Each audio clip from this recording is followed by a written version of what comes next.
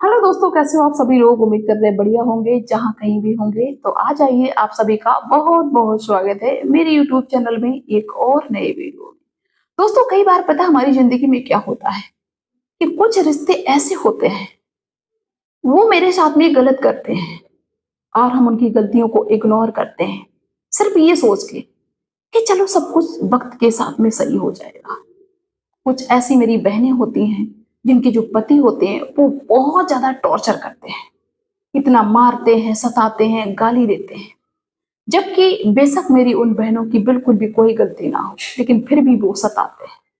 और वो बहनें ये सोच के रुक जाती हैं कि शायद एक ही समय आएगा तो ये बदल जाएंगे, समझ जाएंगे, इनको अपनी गलती का एहसास हो जाएगा। लेकिन कभी कभी ऐसा होता है कि हाँ, किसी को अपनी गलती का एहसास होता है, लेकिन हर वक्त ऐसा नहीं होता है कि किसी इंसान को अपनी गलती का एहसास हो। क्योंकि लोग क्या करते हैं कि जो गलती करते हैं उनको इस बात की बिल्कुल भनक ही नहीं होती कि वो गलती कर रहे हैं। उनको ऐसा लगता है कि वो जो कर रहे हैं वो बहुत अच्छा है, ये परफेक्ट है, यही होना चाहिए। और उसी दलदल में पड़ी रहती हैं और उसी में अपनी जिंदगी को घुट घुट के जीती हैं।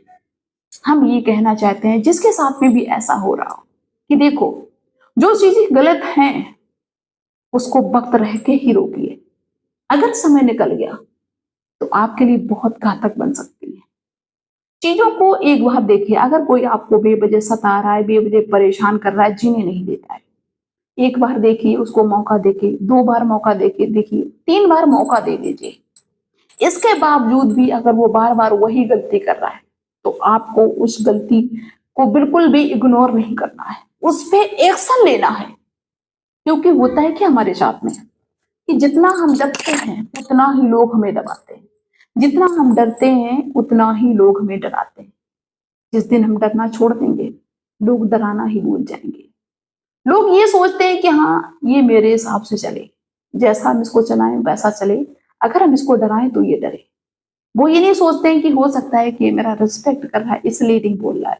काफी लोग इसी चक्कर में पिसते रहते हैं कि वो रिस्पेक्ट करते हैं कि ये बड़े हैं, तो बड़ों के सामने हम कैसे बोल जाएं, बड़ों के सामने कैसे हम कह दें कि आप गलत कर रहे हो। नहीं बोल सकते।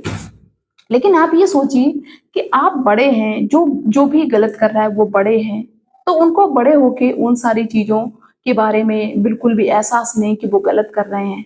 तो क्या सिर्फ हमारे हम छोटों की ही ये जिम्मेदारी है कि छोटे ही हर चीज को समझे, बड़े लोग कुछ भी ना समझे। घर कैसे चलाया जाता है बड़ों को समझ में नहीं आ रहा है, रिश्ते कैसे निभाए जाते हैं बड़ों को समझ में नहीं आ रहा है। तो क्या सिर्फ छोटों की ही गारंटी है कि छोटे ही समझें कि हाँ भाई, रिश्ता कैसे चलाया जाता है, घर कैसे चलाया जाता है, लोगों से कैसे मिलजुल के रहा जाता है। सिर्फ छोटों की जिम्मेदारी है, ऐसा नहीं होता है। अपनी सभी बहनों से कहना चाहते हैं या अपने सभी भाइयों से कहना चाहते हैं कि क्योंकि ये चीजें किसी के भी साथ हो सकती है, ये नहीं कि सिर्फ महिलाओं के साथ में हो, लड़कियों के साथ में हो, पुरुषों के साथ में भी होती हैं। तो भाई, सभी से कहना मेरा यही है कि जब कोई आपको परेशान करके ही रह जाए तो उसको हल्के में मत लो, उसको इग्नोर ना करो।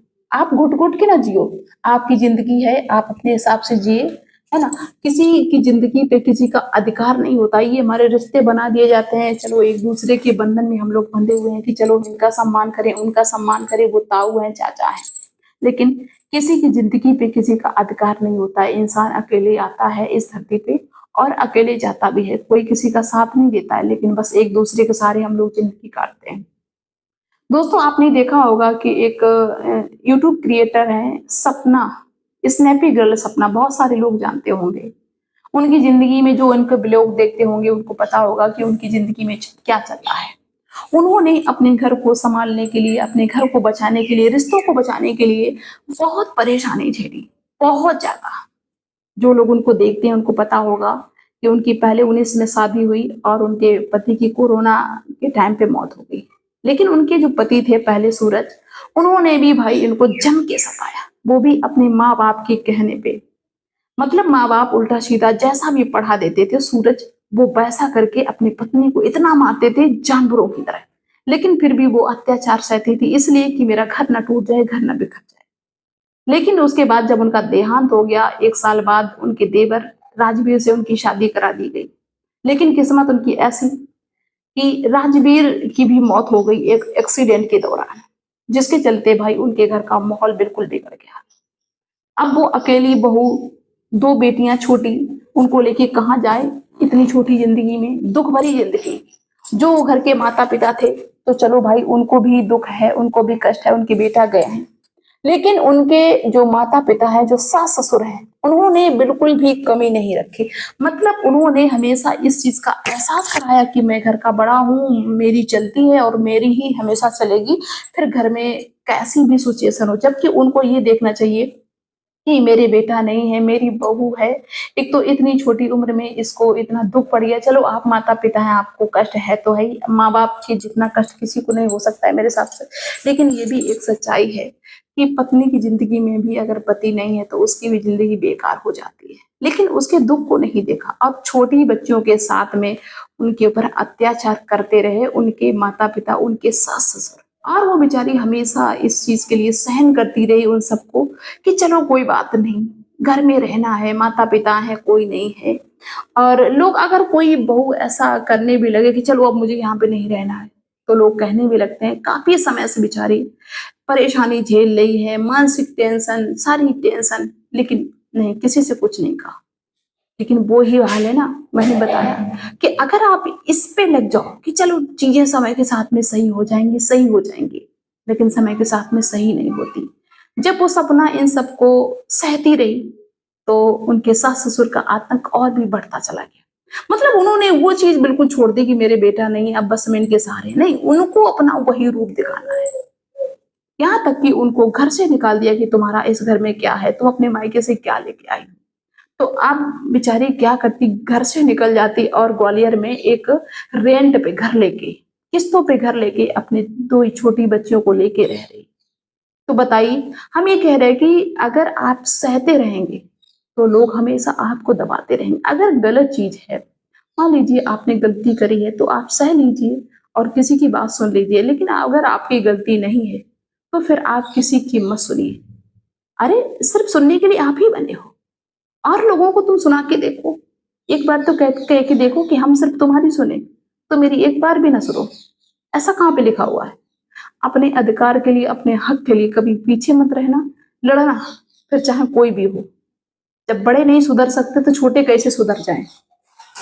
जब बड़े संस्कारी नहीं हैं तो छोटे संस्कारी कैसे बन जाएं? छोटों की ही सिर्फ जिम्मेदारी, छोटे ही अच्छे बने रहे। तो सभी अपनी बहनों से कहना चाहते हैं कि तुम्हारे साथ में कोई अत्याचार करे तो उसको सहना नहीं है, पहले मौका दो। हम ये नहीं कि अचानक ही एकदम झगड़ा करने दो, मौका दो। अगर वो गलतियों पे गलतियां किए जा रहे हैं बिना वजह के, तो फिर उनको मौका मत दो, मत सहो। जितना सहोगी उतना लोग तुमको परेशान करेंगे, दबाएंगे। उम्मीद करते हैं ये मेरा वीडियो सभी के लिए बहुत ज्यादा हेल्पफुल रहेगा। तो भाई सभी से रिक्वेस्ट करते हैं कि जो लोग भी मुझे पहली बार देख रहे हैं वो मेरे चैनल को सब्सक्राइब जरूर कर लें, ताकि हम आप तक ऐसे ही वीडियो पहुंचाते रहें जिससे आप सभी को बहुत हेल्प मिले। तो मिलते हैं नेक्स्ट वीडियो में नेक्स्ट डे, तब तक के लिए बाय सभी को।